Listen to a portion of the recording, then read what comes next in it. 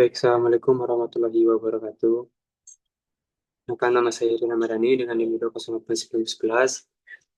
Baiklah, ada yang terhormat Profesor Anton Komaini, SSI MPD, yang terhormat Dr. Yuridin Widya Pranoto, SPD MPR, selaku pengampu mata kuliah Perkembangan dan Belajar Gerak. Baiklah, kali ini saya akan mempresentasikan tugas individu menjelaskan tentang materi kelompok 4, di mana dengan materi model piramida perkembangan.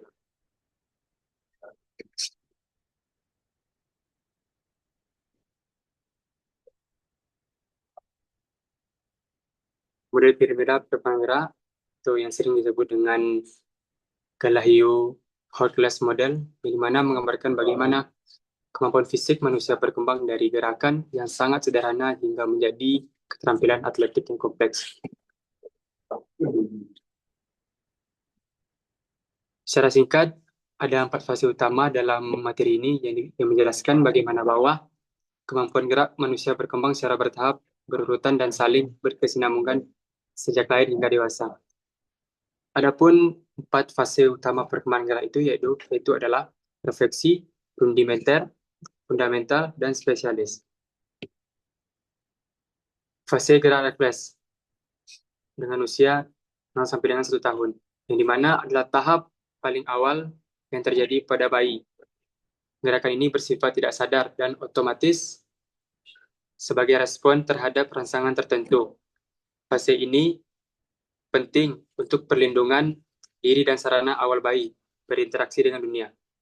Ciri-ciri dari gerakan ini yaitu yang adanya gerakan otomatis dan tidak disadari. Selanjutnya ada dipicu oleh rangsangan. Dasar kontrol gerak sadar, gerak seperti berguling, merangkak, duduk, dan berdiri. Contoh gerakan ini mungkin salah satunya adalah refleks menghisap. Bayi otomatis menghisap benda yang menyentuh langit-langit mulutnya. Adapun refleks selanjutnya, refleks menggenggam. Bayi akan menggenggam kuat jari ya, Anda jika diletakkan di lapak tangannya seperti contoh pada gambar. Selanjutnya yang kedua ada fase gerak rudimenter, yang dimana dengan usia 1 sampai dengan 2 tahun adalah bentuk gerakan sadar pertama yang sifatnya dasar untuk kelangsungan hidup. Gerakannya masih kaku dan terbatas pada koordinasi motorik kasar. Ciri-cirinya yaitu yang pertama ada duduk tanpa bantuan, berdiri dan berjalan, meraih dan menggenggam benda. Selanjutnya contohnya ada stabilitas. Belajar duduk tegak atau berdiri tanpa bantuan sama sekali. Selanjutnya ada manipulatif, di mana belajar meraih dan melepaskan benda secara sengaja.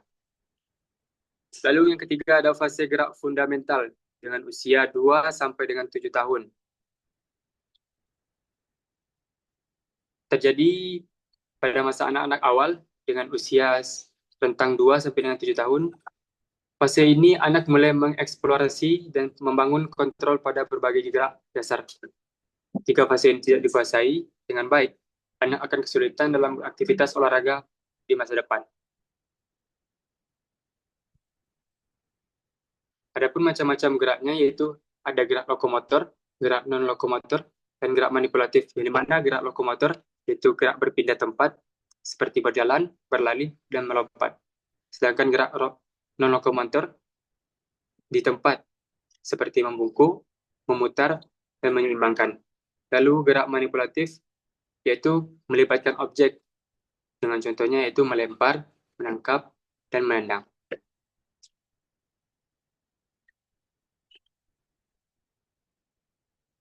Pentingnya stimulasi di fase fundamental, di mana anak memerlukan latihan, bimbingan, dan pengalaman gerak yang beragam.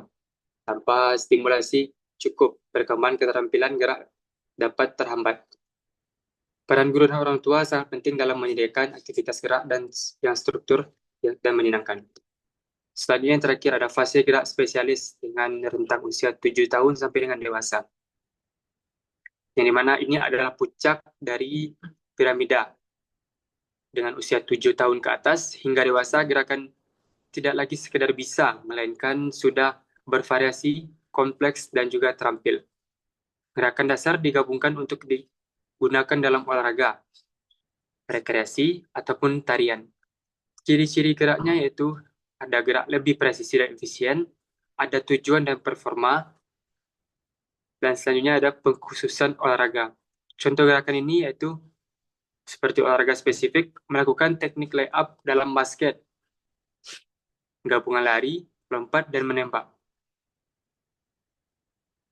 Selanjutnya ada melakukan gerakan senam lantai atau salto, ataupun servis dalam tenis lapangan yang memerlukan akurasi yang tinggi.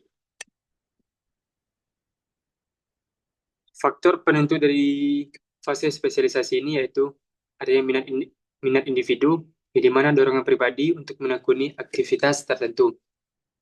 Adanya bakat alami, kemampuan bawaan yang mendukung performa. Lalu ada latihan intensif, dedikasi dan praktik berulang untuk penguasaan. Lalu selanjutnya ada dukungan dari lingkungan, yaitu peran dari pelatih, guru, dan fasilitas yang memadai. Baiklah, mungkin hanya itu dapat saya sampaikan dalam materi ini. Mungkin dapat disimpulkan bahwa model piramida perkembangan gerak Galahu adalah alat yang sangat berharga dalam memahami dan membimbing perjalanan motorik anak. Ini bukan hanya sebuah teori, melainkan peta jalan praktis untuk memastikan setiap anak mencapai potensi motorik penuhnya. Model Galahu memberikan pandangan yang sistematis tentang bagaimana keterampilan motorik berkembang dari refleks awal hingga gerak spesifik yang terampil. Pendidik, pelatih, dan orang tua harus menyesuaikan metode pengajaran dan stimulasi sesuai dengan tahap perkembangan motorik anak, bukan hanya usianya.